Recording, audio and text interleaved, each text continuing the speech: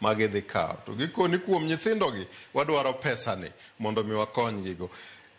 Ginyisowa, ing'eni samoro ok gimiyowa full information. Ginyisowa ni ere kaka pesa mane gikwayono ok ochiw.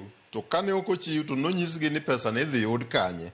To gin be magisebedo ka ginyisowa ni change mar education system mar funding model cha ni nokel maber. Inyalo paro case ma Eli Mubora otere court gi Kenya Human Rights Commission gi students mag universities. Case no help gi ne joka nobiro ka pingo gikoni pesa no wayudo maber kendo gini ber wakonyo godo ji te. Ere kaka sani gine magiyuagore. Ok wadwar jok materowa giterowa gi pi. Kato giwacho gik moko adieri. Giwacho gik moko adieri. A public life. Ka in decision me make gin decision ma ok obedo backed gi fact. Yani ok oket gi ratil kendo kwan ni ka gin ji abich midwa ni mondo mikony. To in idhi wacho ma bara mach namba ni miwuok gi wi.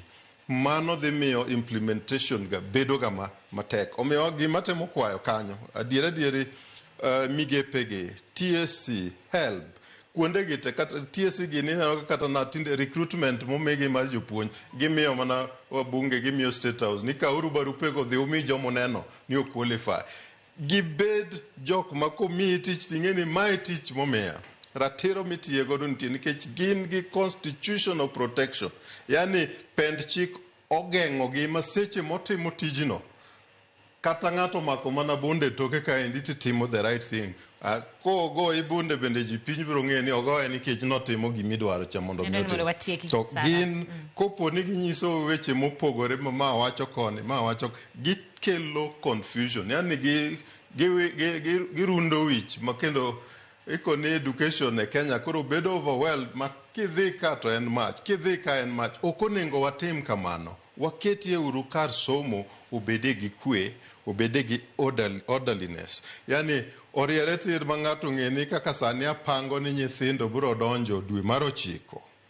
Osepangne gi kar dak nitiere, chiemo nitiere, gige somo nitiere, jopuonji madhi puonjogi makata sani okoni jopuonj go sani kawe uru yweyo moro mondo mi refresh. Kuduogo tuduogo kutegno. Ok ni jopuonj itieko class ni tidonje machielo. Ool osebedo exhausted to payslip ne bende osekawo gimoro amora te nikech tax bende ng'eny. Japuonj no ok nyal dhi golo delivery maber. Adwani lorna go moda tiek weche manyien. Gima temo wacho adieri Kenjwa kaendi